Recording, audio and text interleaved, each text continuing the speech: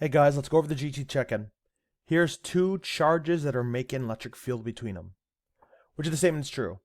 The charge on Y is negative and charge on Z is positive. Nope, that's false.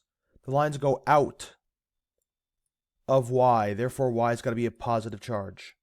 The lines go into Z, therefore Z must be negative. So it can't be A, and it can't be E. B, the strength of the electric field is the same everywhere. Nope. I can see all these lines have different distances apart. Since the lines have different distances apart, that means that the strength is different as well in different places.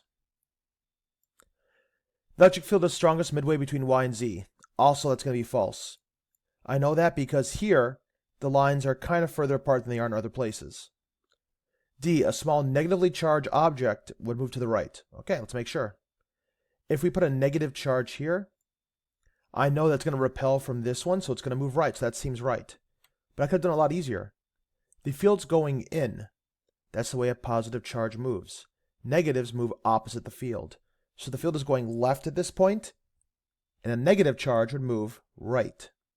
A positive charge, though, would have moved left with the field. So it's going to be D. Give yourself 1 point for this. Ah, look at this one. I see the lines at the same distance, so this means that this situation does have the same electric field amount all over the place. An electron and proton are simultaneously released from rest in a uniform field. Uniform field means it's the same amount, starts at 0. Assume the particles are far apart so they don't really interact each other. Some moments later, they're still in the field. What do you know about them? Should they have the same and blah, blah, blah. All right. What we know about these two is that they have the same amount of charge.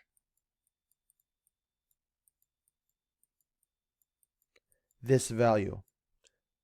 But what is different is that one's positive, one's negative. Now, they have different masses. The electron mass is much smaller than the proton mass.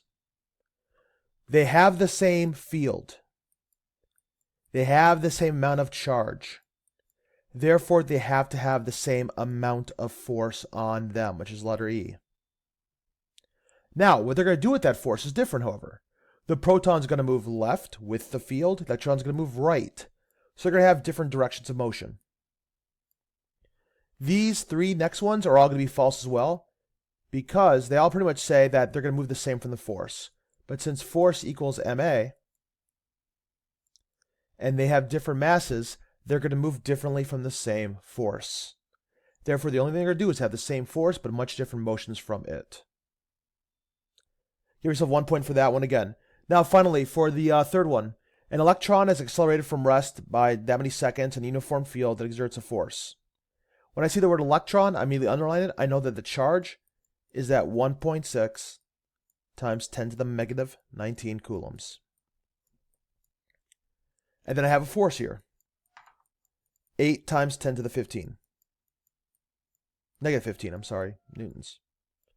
We're trying to find the amount of electric field. Amount of electric field is capital letter E. I don't need the time here. That's not going to play a role. Instead, I'm going to use E equals F over Q. Even Victoria, my cat, agrees with you guys, so that's good. And if you do this, you get 50,000. However, the final exam we're going to be taking sometimes might have you do scientific notation. 50,000 is 5 times 10 to the 4th. Give yourself 1 point. Mark it out of 3, and then please put it on top of the projector. And I'm not going to score it. It's ungraded. But I just want to kind of see how people are doing. Thanks.